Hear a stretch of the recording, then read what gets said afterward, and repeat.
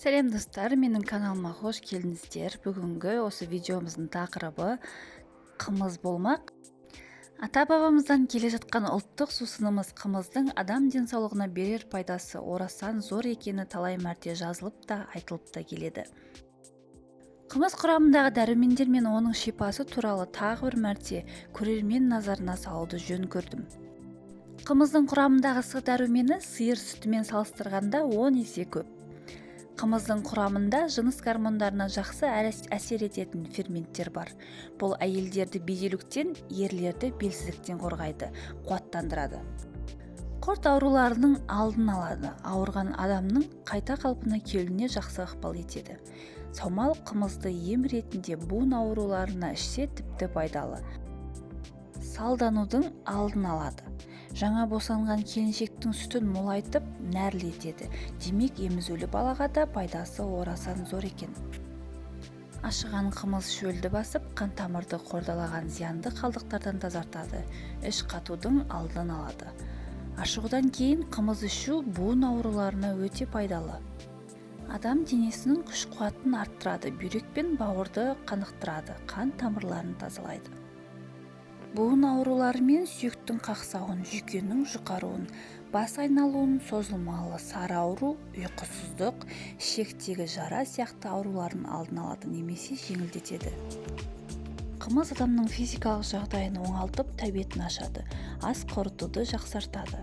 Дәрігерлер қымызды безгек ауруына және жөтелге қарсы ішуге ұсыныс жасайды. Қымызбен емделгенде қан құрамындағы гемоглобин эритроцит көбейеді. Тамырдың соғуы жиіліп, қан айналымы жылдамдайды. Қан тамыры жұмысы мен жүрек соғысы жақсарады. Кез келген сүттегі ең бағалы зат ақуыз. Бие сүтінде ол 1,8 немесе 2% болады. Қымызда шамамен 1,3-2% май бар. Бұл сиыр сүтінде 2 есе кем. Тұрақты түрде қымыз ішкен адамның иммунитеті артады. Бие сүтіндегі полиқанықпаған май қышқылдары қан айналымын жақсартады. Бие сүтіндегі лактоферин атты ақуыздан Ресей ғалымдары қатерлі ісікке қарсы дәрі жасауда. Қымыз ішкен адамның жаны мен қаны бұрынғы ішкен арақ пен сыраның зардаптарынан тазартады. Қымыздың майы атеросклероз ауруына шипалы. Қымыздың құрамындағы қанықпаған май қышқылдары адам денесіндегі жасушаларды жақсартады. Қымыздағы кіші молекулалы пептидтер жасушаларды нәруыз синтезін күшейтеді. Ағзадан улы заттарды сыртқа айдап шығарады, ұрық безі гормондарының түзілуін дамытады. Тамақтың алдында немесе тамақпен бірге аз мөлшерде ішілген қымыз ас қорыту сөлдерінің бөлінуін айтарлықтай күшейтеді. Ағзадағы зат алмасуын реттеп отыратын асқазанның, ішектің, ұйқы безінің, ас қорыту сөлдерінің, бауырдағы өт бөлетін ферменттердің жұмысын ынталандыратын қымыз құрамында пайдалы заттар көп. Қымыз құрамында ағзаға жеңіл сіңетін ақуыздар, пептидтер, амин қышқылдар болғандықтан сусынның бұл түрі сырқат адамның күш-қуатын тез қалпына келтіреді. Қымыз ашығанда пайда болатын сүт қышқылы. Спирт асқазан ішек сөлін қоздырып, астың жақсы қорытылуына ыдырау өдімдердің сіңуіне жәрдемдеседі. Бие сүтінде С дәруменінің мол болуынан қымыз туберкулез ауруын емдеуде өте шипалы. Қымыз туберкулезбен ауырғандардың ағзасындағы дәрумендер алмасуының бұзылуын тоқтатады.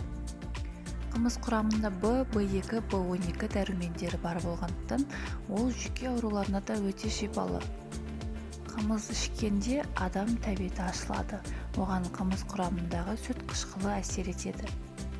Қазақ халқының бір ғасырлық тарихын басынан өткізген Жамбыл Жабаев атамыз үйірілген сары алтындай сарығымыз, ауруға ем, сауға қуат дәріғымыз, елімнің баяғыдай сүйген асы, шығаршы тағы нең бар кәріғымыз деп жырлаған екен. Бұл қымыздың біз осы уақытқа дейін зерттеп, енді ғана дәлелдеп жатқан пайдалары. Алла тағала Құранда сендерге берген жақсы нәрселерді жеңдер әрі Аллаға шүкір етіңдер деген. Бақара сүресі 172 аятында. Ендеше бізге қазақ халқына дәл осындай пайдалы әрі адал асты нәсіп еткен Аллаға сансыз шүкіршілік айтамыз.